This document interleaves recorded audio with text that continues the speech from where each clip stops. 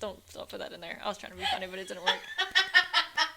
Well, now I have to put that in there. Okay, can we just pause? First off, we've had one hell of a week. Oh my gosh, yes, we have. We didn't have brunch, but we had some booze, and it was great.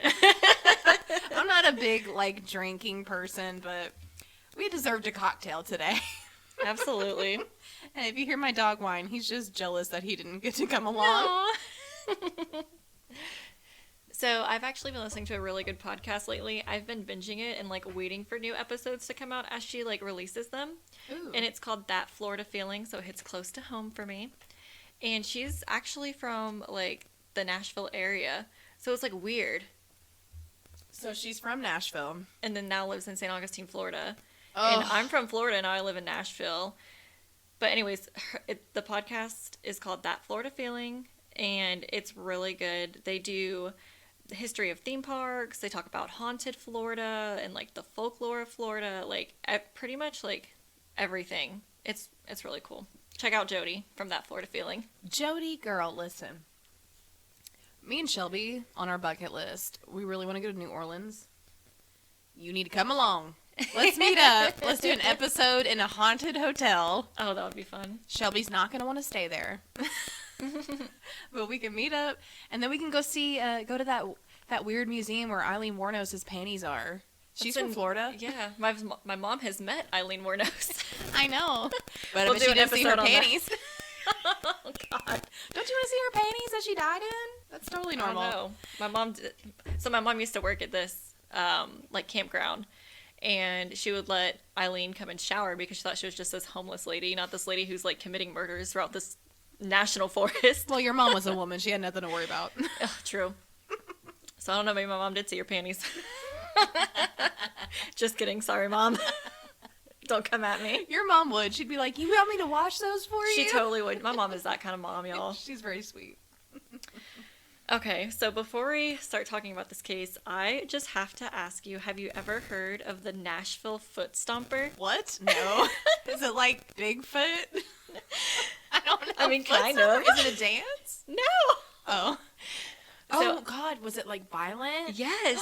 So I had never heard of this person my entire life, and then my husband and I went and hung out with some friends last weekend, and I don't even know how I got on the subject, but she was just talking about how her mom was this really pretty lady back in the 80s and how she was once a victim of the Nashville Foot Stomper, and I was like, who?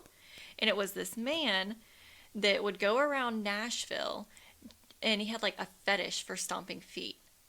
Stomping feet? Yes, just stomping on your feet. And he started this fetish from he would steal women's purses and stuff, and he would stomp on their feet to steal their purse and belongings and stuff like that. Well, it turned into just a fetish for him. So he would just go around and stomp on women's feet. And Natalie, when it happened to her mom was just getting on a bus in Nashville, and he was outside the bus stop, and he just walked up to her and stomped as hard as he could on her foot. He almost broke it. So Natalie's mom, mine and Brady's friend Natalie, her mom was a victim of the Nashville Foot Stomper. He plagued Nashville in the 60s, 70s, and 80s. You'll have to look him up. His name... Where the fuck is this guy? His name is George Mitchell. I'm not sure if he's still alive, but he plagued Nashville by stomping on women's feet for 15 years. Georgie. Oh, God. He is not attractive either. Oh, no. That's fucking weird. People are weird. I'm sorry. If you... Look, I don't mind if somebody wants to suck on my toe a little God. bit, but you're going to be coming around stomping on it? I'm going to hate this later because I hate when I do that voice. It doesn't sound bad when I'm saying it, but then when I listen to myself later, I'm like, cut. No, I cut. like that. I think it's cute. But I'll keep it in. It adds color. I can't take you, girl. Look, you can't take the southern out of me. Mm-mm. No matter how hard I try, I swear. What a weirdo. Yeah. Who stomps on feet? Raise your hand. If you're raising your hand right now, turn this podcast off. We don't want you to listen. There's this one lady. Okay, so can we just talk about how bad the YouTube algorithm is? Because I've been listening to ASMR videos since 2012. No joke. No joke. And now it's like really big, and it didn't used to be, and people used to think that I was like really weird. It is not a sexual thing. No, because they did the commercial for the Super Bowl with ASMR. But Bud Light, maybe? They did. They Yeah. did with Cardi B, I think. But people capitalize on it, and there's, they turn it into something that it's not, and it's not a sexual thing. But because of how things have gone on YouTube or Twitch and things like Yeah. that with ASMR, I'm now getting like, you guys, I don't fucking look this up. YouTube will like suggest like foot tapping videos, and these girls have like 7-inch long toenails, and I'm like, Ugh. what the fuck is this, and why is it being recommended to See, me? that's why the Nashville Foot Stomper's not terrorizing Nashville anymore. He's just watching YouTube. If he stomped on that bitch's foot, her fingernails would crack. She can barely walk. I'm like, how the fuck is this bitch? It'll be like some lady, it'll be just her feet, and her toenails are longer than my fingers, and she's walking on a boardwalk with high heels on, and her toenails are like curling around the foot, like the toe of her shoe. It's really weird. And look, you know what? I'm sure she's making bank. But why is YouTube recommending this to me? I don't look this up.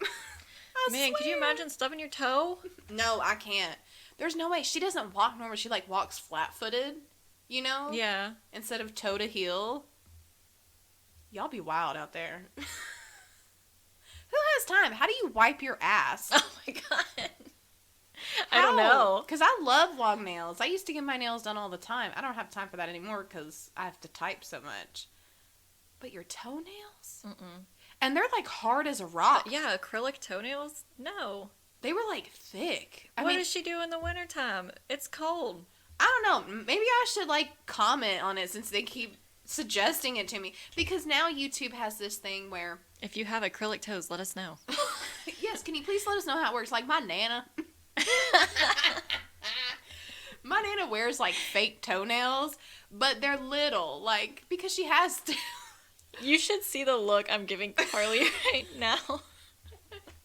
She's old, okay? I don't know what happened. Something happened with her toenails. Okay, I don't know. But, like, so I've known people that, like, lose their toenails and they'll replace them with something fake. But they're, like, a normal length. They're not, like, jarring to look at. Nana's not crazy. No, they look nice and manicured. Mm-hmm. But this lady's, I mean, they are thick as hell. Thick as my thighs. Like, I can't. Clomp, clomp, clomp as she's walking like Fred Flintstone feet. Like Salem on the hardwood floor. Clack, clack, clack. I don't know what you're talking about. God, my dog. He's the worst when it comes to clipping nails. Anybody else can relate? If you have a wiener dog, shout out. They're so lovable and mean. Okay, so what are we talking about today? Okay, so we're going to be talking about Ma Barker and her... Bob Barker? No! The Price is Right. Oh Come my on down. Pick me, Bob. I neutered my dog. God, that's just traumatic because they always played at work. Really? Oh, yeah, that's true. I know. In the waiting room. It is, but I love it. I used to love watching The Price is Right. Hey, speaking of Nana, when I go over to hang out with her, all we watch is either Andy Griffith or Wheel of Fortune. Wheel of Fortune! Have you seen that video of that lady farting? No. She goes to spin, and as she spins, she farts. She goes, "Ooh, excuse me," and Pat Sajak goes, "I didn't hear anything." No. Oh my God. It's like right into the microphone. Oh my God. Pat Sajak's like, "Oh, I didn't hear anything. It's okay anyways. You got 300." Bless her soul. I would be mortified farting on public television. Live TV? Yeah. Oh my God. I would be like, yeah, that was me. Give me $1,000, my embarrassment. Whoa. Good God. Oh my God. Give me something for farting on national TV. Okay, anyways, I'm tired of interrupting Shelby, and I know you guys are too. Okay. So we're going to be talking about Ma and the Bloody Barkers. Oh. Have you ever heard of them? Ma? Is it related to the movie? Oh, you've seen the movie? I haven't seen the movie, but I know about the movie. So the movie's based off of the true story. Okay. Okay, so Ma Barker was the mother to 4 famous criminals and a huge influence on the Barker Karpus gang. who would commit crimes such as auto theft, bank robberies, kidnappings for ransom, many assaults, and multiple murders. Damn, she's left a legacy. Yeah, we have a lot to talk about. Wow. So is this going to be a two-parter? It is. Oh my god. This is our first two-parter. We're graduating. I should have got you some balloons. Woohoo! I tell y'all every episode Shelby does all this shit. She's the best. I try. She does really good. Well, you do all the editing, so. Okay, so today we're going to be talking about all the Barker brothers' crimes, but first, let's start with the lady herself who brought these four little criminals into this world, the famous Ma Barker. Okay. And she was born by the name of Arizona Donnie Clark on October 8th, 1873, to parents John and Emmeline Clark. They were Scottish-Irish immigrants, and she was sometimes known to go by the name of Ari. She didn't always go by Arizona. She went by a lot of names, and we'll get to all of that. She was born in the Ozark Mountain communities in Ash Grove, Missouri. She had a pretty normal childhood. Her parents did struggle a little, and the family was known to be kind of poor, but she did grow up very normal. In her childhood, she would regularly attend church on Sundays, and outside of school, she was actively involved in her church socials, and she enjoyed playing the fiddle. I don't know if she knew Devil Went Down to Georgia, though. You know, Shelby's full of jokes. But I was also going to say, I don't know, like, ever since I've seen Cold Mountain, and have you seen Cold Mountain? Mm-mm. Girl. Am I missing out? Jack, oh my god, Cold Mountain, yes. It's a Civil War movie. Like, it takes place in the Civil War, and it's like a love story. But Renee Zellweger and Nicole Kidman, like, survive it on this, like, ranch by themselves in the mountains. Wow. And they have to, like, evade Union soldiers that try to rape them and all that kind of stuff. It's very interesting. It's really interesting, but it's very good. Anyways, there's this scene, since you haven't seen it. Oh, well, spoiler alert, it's, like, a 20-year-old movie. Every time I think about a fiddle and, like, a criminal associated, I think about the scene where Jack White, he's actually in the movie, and he has two other, like, accomplices, and they're actually good guys, but they're playing the fiddles, and then they get, like, murdered around a fire. And ever since then, that's all I associate. Wow. Like, somebody's gonna get murdered, and then you're like, Ma Barker loved to play the fiddle, and I'm like, what is it about weirdos and playing the fiddle? I don't know. It's like, but then you also think it's like a somber type of... Yeah. Well, what's the really famous girl who plays violin? And if I wasn't thinking about it, I could totally, Lindsay... Yes. Sterling? Lindsay Sterling? God, she's amazing. If you haven't heard her, look her up. I'm sure you have. She's huge. Huge. But she's amazing on the violin. She plays cool violins, too, because hers, like, light up and shit. Yeah. Don't they? Mm-hmm. Yeah. She does a lot of cool stuff. So anyways, she was overall a good child, Arizona was, but she was known to have a bit of a temper. And during her childhood, she did witness Jesse James and his gang ride through her hometown, and she thought that was absolutely exhilarating. She just loved seeing that action, and she would talk about it all the time. Nothing really too eventful was reported to happen during her teen years, and on September 14th, 1892, Arizona married a well-known childhood friend of hers by the name of George E. Barker. George was a tenant farmer, which is a farmer who rents the land that he farms on from someone else. Right. And tenant farming was actually really popular in the late 1800s to early 1900s, but it abruptly ended in the 1930s. I'm assuming because of the Great Depression. Yeah, no doubt. George was known to be a nice and soft-spoken man, and shortly after marrying George, Arizona changed her name to Kate Barker. So she no longer goes by Arizona at this point. Okay. She took his last name and changed her first name to Kate. And shortly after they got married, she would also give birth to 4 sons. Here we go. Herman, the oldest, who was born on October 30th, 1894. Then Lloyd, who was born on March 16th, 1896. Arthur, who also goes by Doc sometimes, was born on June 4th, 1899. And Fred, born December 12th in either 1901 or 1902. While I was doing research, I used multiple sources, and each source had a different birth year for him, so 1901 or 1902. Okay. Not long after their youngest son was born, the family would move from Ash Grove to Webb City, Missouri. And during the early years of her son's life, Kate was known to be a good housewife and good mother to her children. Her only known flaw was that she did quite often engage in some neighborhood gossip. Apparently, Ma liked to spill a little bit of tea here and there. But who doesn't? So the more the Barker sons grew, the more the couple struggled to provide for them. They were living on the line of poverty, and Kate really had dreams for a life of luxury for her and her family. It was something she had talked about often, but that was just impossible on her husband's income and having to raise 4 growing boys.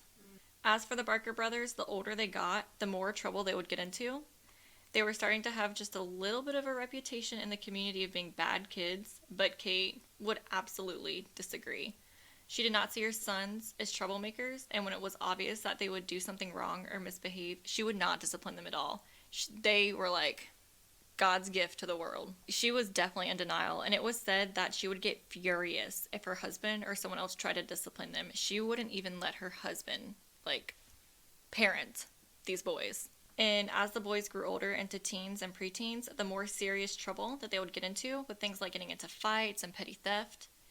And at this point, the community was really starting to judge the family for the Barker boys' behavior.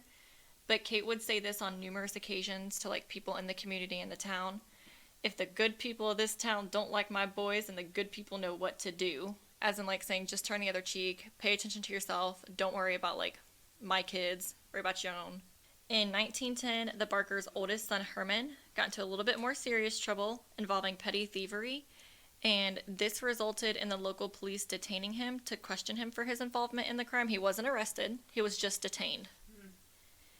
And the police just questioning her child made Kate absolutely furious. Even though Herman was never fully arrested, she lost her shit. Kate felt totally victimized and wronged by the community for his little encounter with law enforcement, and she was so upset over this incident with Herman that she eventually moved her whole family out of the state of Missouri to Tulsa, Oklahoma in 1912. Good riddance. So at this point, she's just running away from her problems that her son has caused. Uprooting and moving the whole family to Tulsa, however, did not prevent the Barker boys from getting into trouble. If anything, it just made it worse. The family was still living on the poverty line, and the boys were still acting up, now at this point committing petty crimes. George and Kate eventually did split up in 1915. I was unable to find a solid reason why. Some sources say that he left the family due to his boys' uncontrollable behavior, and other sources say that Kate just kicked him out. Into the Barker boys' young adult life, their criminal behavior would just get worse, and Kate would never do anything about it that a normal parent would. She would just try to help them out of trouble by either bailing them out of jail or hiding them from law enforcement. So she totally enabled her children. Back to her, seeing Jesse James ride through her town. She's thinking, oh, well, maybe my boys are going to turn out to be that way. So at this point, they were starting to get involved with their first of many gangs. This one in particular being called the Central Park Gang. Many future criminals would come from this group of outlaws, including the Kimes Terrell Gang, who Herman Barker would spend most of his time with. On July 18th, 1918, Arthur Barker was caught for stealing a car on the highway. He was arrested and sentenced to prison in Joplin, Missouri, but he would escape from prison on February 19th, 1920. So they're getting involved with their first gang. Arthur goes to prison for stealing a car. He escapes. He went by several fake names to skirt around the police, including Claude Dade. Why out of all names would you pick Claude? Couldn't you pick something cool? Like Flynn Rider? What's up, Tangled? So he was arrested again under the name Bob Barker for multiple armed robberies in Oklahoma, which resulted to him being sent to prison at the Oklahoma State Penitentiary in 1921 for 6 months. Oh. So as Herman became a member of the Kimes Terrell Gang in the early 1920s, they would commit multiple felonies in many states. They have been known to rob banks in states such as Texas, Oklahoma, and Missouri. On August 25th, 1921, only 2 months after Arthur Barker was released from prison for armed robbery, he and 3 other men robbed a lady who was working at a construction site in Tulsa. However, the 4 men did not expect there to be a night watchman at this construction site, and when the watchman opened fire on Arthur and the others, 2 of the men participating in the robbery opened fire back at the watchman, killing him, protecting someone else who was being robbed. That's so sad. And I couldn't find what happened to that lady at all. I don't know if they assaulted her in a way where they didn't want to release that information. But the night watchman, his name was Thomas Sherrills, and his family was rightfully so upset over his death that they hired a private investigator to catch his killers, which did lead to Arthur's arrest. but he was convicted to a life term at Oklahoma State Penitentiary. But he always would claim that he did not participate in the shooting. He would say he wasn't one of those that fired shots at Thomas, and his pleas of innocence must have worked and paid off because he was paroled 10 years later. So 1921 was a very busy year for the Barker brothers because just before Arthur's arrest for the Watchman's murder, his brother Lloyd would also be sentenced to prison. However, he was not as lucky with his sentence time. On June 17th, 1921, Lloyd Barker attempted an armed robbery at a post office in Baxter Springs, Kansas, which at the time and still today is a huge no-no. Like, never even think about robbing a post office ever. It's a federal offense. Yeah. So even though multiple robberies of his were successful, he did not succeed in robbing this post office. Lloyd was arrested and sentenced to 25 years in federal prison at the United States Penitentiary in Leavenworth, Kansas. Lloyd would be the only Barker brother to turn his life around after prison, but that doesn't mean his death was any less brutal than his brother's. Oh, God.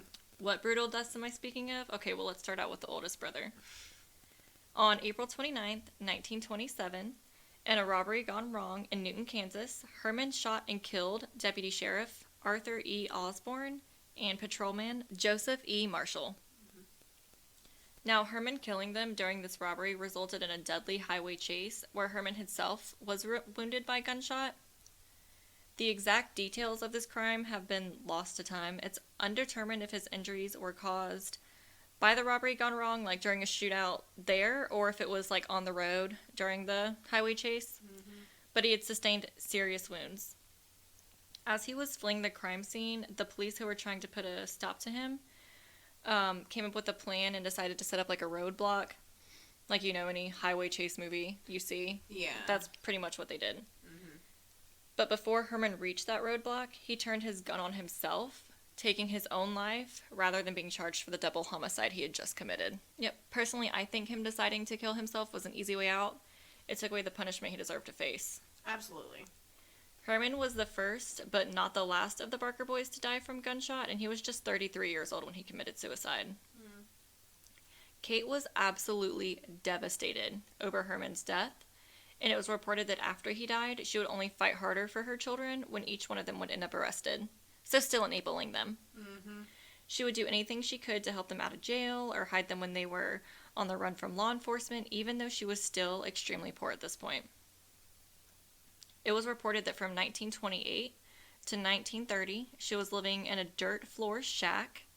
And per the Tulsa, Oklahoma census, by the end of 1930, she was married to a man named Arthur W. Dunlap, who was described as a jobless, drunk man. Well, you'd have to be with this psycho-ass bitch. For real. You think she's going to get some prestigious lawyer? No. She's not. Although, if she was smart, she would have. She's dumbass. not a smart woman. So this time period was rough for a lot of Americans. This was the beginning of the Great Depression. So you would think that Herman's actions would teach his brothers somewhat of a lesson that a life of crime is not all fun and games, but absolutely not.